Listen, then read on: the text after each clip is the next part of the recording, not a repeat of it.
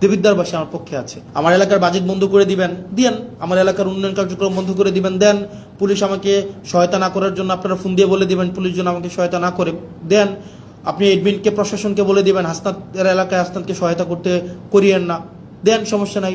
দিন শেষে আমি এটা বিশ্বাস করি, বাংলাদেশের জনগণ আমাদের পক্ষে আছে, দেবিদ্বারবাসী আমার পক্ষে আছে।